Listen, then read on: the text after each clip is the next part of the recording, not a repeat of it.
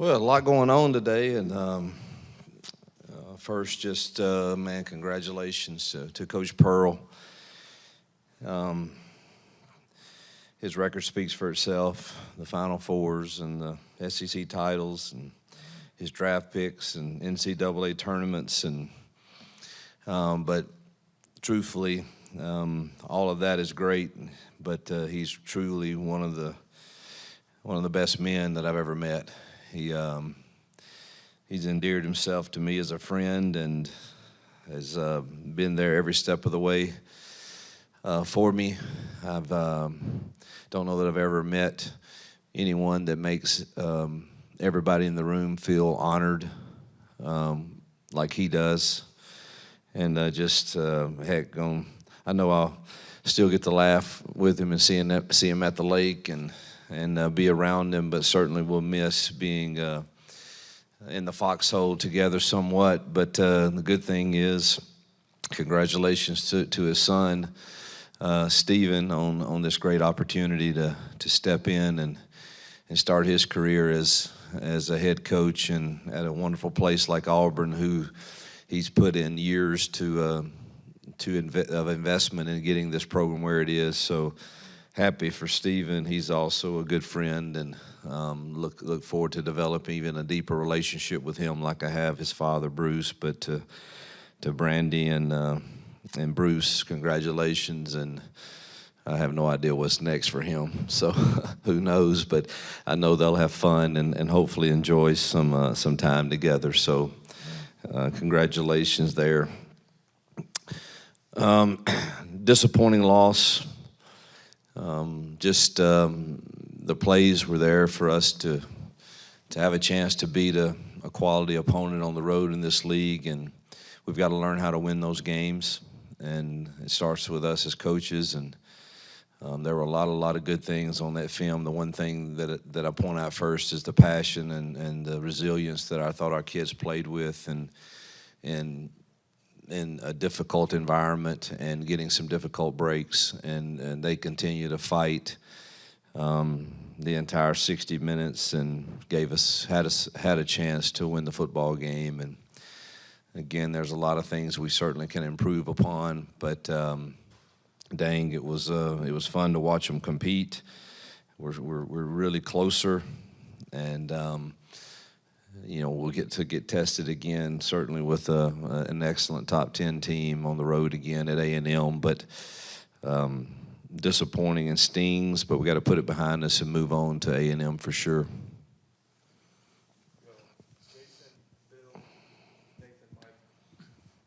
You said after you have a chance to watch the film, kind of learn a little bit more about the sacks after watching that. Do you feel like it was a combination of holding the ball and O-line stuff and kind of? Yep.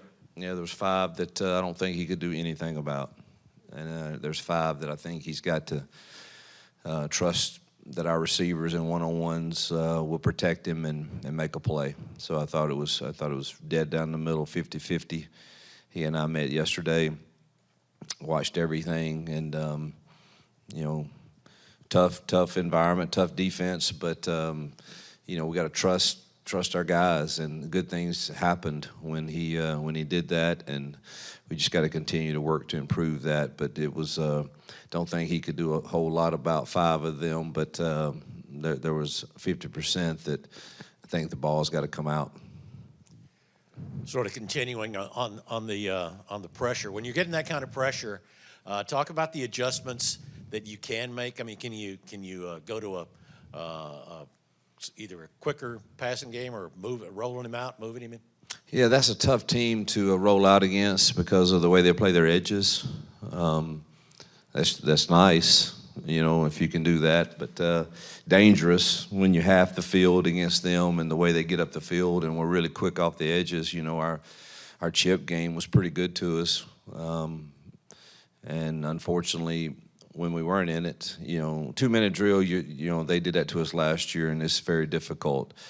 But the times we were able to get in our chip stuff, we had time, and I thought we had some really good plan to check to some of their all-up pressure, and we hurt them with it a few times. And they made some adjustments to that too, but a lot of it came from just internal twist and things, and their kids played extremely hard. You got to give them credit. They did. I mean, there's one that I thought Damari had a great cut on a guy, and he gets up and still makes the play. I mean, you got to, but the ball probably should have been out.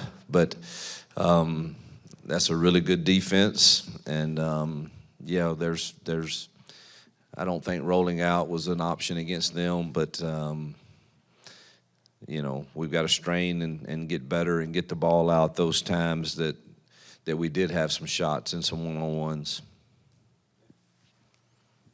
Hugh, last season, almost every SEC game, you guys had a penalty on kick returns. Now it's obviously an issue so far early this season. What's your assessment of that? Well, you know, money is about the truth, and without being, you know, I'm a positive guy, and we're going to get better, but it's hard to not say that our special teams play in that game is probably the difference in the scoreboard, even with everything else that happened. And I love them all, and we're going to play the next play, but starting 3 possessions inside the 10-yard line against them and giving them the ball on the 20-yard line and, you know, catching a punt that's going into the end zone and got an onside kick that I think is going to go 10 yards that they're just watching, and I think we're going to get, and we recovered at 9.5. I mean, missing a field goal.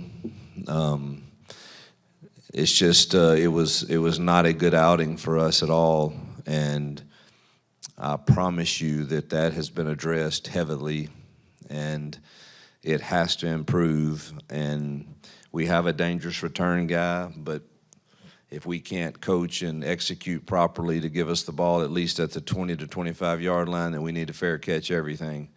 Our offense is good enough, but it's no fun starting inside the 10 against teams like that. We overcame it a little bit, but there is no sugarcoating the special teams play of that game.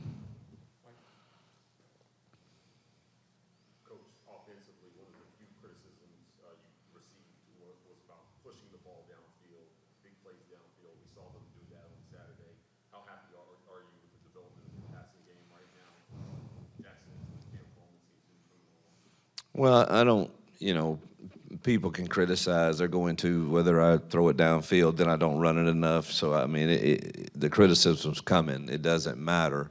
I always knew we could. Just like there's things we saw Saturday again from the Oklahoma defense that we hadn't seen in the 3 games and people hadn't seen in us in 3 games. That's what coaches do. So I was very confident that we could push the ball down the field, and it is good, obviously, to see them do that and have success. The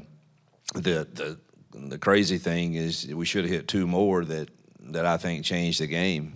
I mean, you got to make those plays, and in one of them, Cam changed gears, and if he never stops, I think he runs right through it for a 75-yard touchdown, and then obviously the one where he's 7 yards behind the defender and for a touchdown, and we don't hit him. Those games swing on, and that's as poorly as we played on special teams, and yet we still had a chance to win the game, among other things that happened. So there's a lot of positives there, but boy, we got to make more of those. But it was good to see us push it down the field. Did you set a record for how many plays you sent back to Birmingham after that game? Because I'm sure it was more than average. Like how many? Can you estimate for me? There were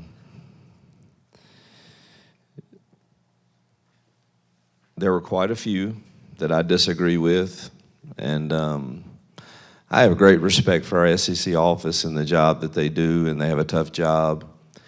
It's a fine line. You want so badly to defend your team, your players, your university. It's a difficult position, and so I try to have respect for all sides, and it's certainly hard to to just accept. My grandfather always told me life's not fair, get used to it and move on. So that's been my approach this morning with our team is we're going to move on to A&M. As disappointing as I mean, I think everybody has their own opinion of the different calls made or not made in any given game, and I know everybody shares an opinion on those in this game, and I share mine. And I've voiced those to the people that it matters to, but ultimately we can't do anything about it. So we got to turn the page and move on to A&M. You mentioned this a little bit, but the receivers not finishing routes, did that contribute any, you think, to the sacks, or was that just something completely different? No, the ones that maybe one of the five. I think if our guy had taken a better release, he probably would have given him the shot at the one-on-one ball. But the others, really, he's. We've got them in some one-on-ones, and our guys are running pretty good routes, and let's give them a chance, man. And I tell that receiver room, look, if he does that, it's on you, man. You better protect him, because I'm telling him he can do it, and to get rid of the football. So I think there was one, and then obviously the one that he did throw that we missed. I don't know. I thought we broke out of the route and had anytime you're running a vertical route and there's a change of speed, that shouldn't happen. And but I think there was one that he probably would have gotten out of his hand if the release were a little cleaner.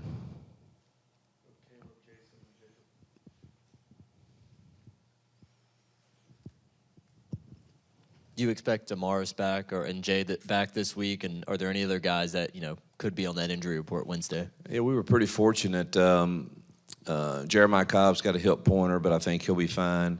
I think Amaris will be much better. Jay Crawford is the one that's kind of, we'll see. We had, Mondays is a total walkthrough, so I don't really. It's hard to judge anything about how he really feels today. Connor Liu obviously left the game. He'll try to go. He's not one to miss much. It's a sprained MCL, so I think he'll go. I think that's it. So we were pretty fortunate because it was a really physical game. Connor comes out and you send in a 17-year-old out there, and like he held his own pretty well. I mean, how important was it to see him step up in that role? And are there any looks that you're looking at on the offensive line with some of the issues they had last week? No, I believe in those guys. They had some tough looks. They threw a lot at us. I mean, a lot. And I thought Kale came in and did solid in an environment like that. It was a difficult environment, hard to hear, and we unfortunately weren't disciplined enough that we had too many penalties. Again, that's second. We did have some of those at Baylor also. We've got to get that cleaned up. We are looking at different options for that. But I thought Kale held his own and did okay. Got us in the calls most of the time. A little late on the snap one time that caused us a false start. Just having a hard time hearing and making his calls. But that's kind of to be expected in his first outing. But he's going to be a really good player. Hugh, Jackson had 49 dropbacks. I know Oklahoma was making it hard to run, but is that a number that y'all are comfortable with them dropping back that many times? If you take away the sacks, we average, 4.35 yards a rush. That's a pretty good average in this league. I probably should have forced the run a little more, maybe, looking back. But it was tough sledding in there to get those tough yards. And I thought we had things in the passing game that our guys could win on, and so I felt like that was our best chance to win the game. And looking at the film again, there are things to improve on, but we had a chance to make plays that if you take away, if we get the scoop score and and you take away our special team, errors, oh, man, we got a real shot to win that football game. And even with all of that happened, you go up 17-16, and that's after missing a touchdown throw that was there. So it's hard to argue that against that good of a football team that the plan was terrible, but it certainly, you'd like to run it a little more. I don't know that dropping back that many times is going to win a lot of games in this league. I was proud of our defense again. I mean, they stuffed their run really, really well, and I thought they contained the quarterback run really well also. So there's a lot of good things to point at. Hugh, your defense seemed like it was really pretty dominant for 55 minutes. Can you just talk about? I mean, I don't think they had a third down on their winning. We were really good on third down. What happened? We were really good, and a lot of guys played a lot of snaps up front. Didn't think our pass rush was as fresh as it was at the beginning. And then give them credit. They made, 2 real explosive plays on the last drive that got them in scoring territory. And we had an MA on the touchdown from a young kid. But, those happen, and they have players that make good plays. And, boy, they made the drive when they had to. But our defense plays like that, they'll keep us in a lot of games. Yeah, Coach, my question was defensive related as well, too. Now, this is 3 out of 4 opponents you've held under 100 yards rushing. John Mateer seemed like he didn't go crazy on you. Can you talk about, what's working right now for DJ Durkin's defense? Yeah, I think he's he's going to have a good plan, and our kids are playing hard over there. And up front, we've stopped the run. People like Oklahoma and A&M are going to have some yards on you. I mean, they got really good talent. I mean, these next few weeks is tough sledding, and it's probably unreasonable to think that our defense can just do that all the time. But to this point, they have. But I think those young kids are getting better. We played Woodby and New Boy and Winters a lot more in that game, and so you got 3 true freshmen that are playing in some of the toughest environments in America against some of the best talent in America, and I thought they got better. Kinsley Falston had a solid game and played well. Without Jay, I thought Rayshawn Pleasant played really solid. Ken Lee is obviously one of our better guys. Xavier plays well, still can make a mistake here and there that hurts you. But he's full speed and going to give you his best. So a lot of young kids over there that are getting some quality experience. Coach, what has stood out from Texas A&M offense, especially those transfer receivers they have? Yeah, I haven't watched as much film. I've had a lot going on today with just different things, but I've seen enough to know that those 2 receivers are dynamic, and obviously Marcel Reed, we saw him last year, is super twitchy and can run it. They got a great running game, best running game we've seen. This will test what Mike just asked about with our run defense for sure, and as soon as you commit too many people to it, they've got people that can really make you pay. It's an excellent football team, one that will be in the playoff discussion, I'm sure. Yep, thank you.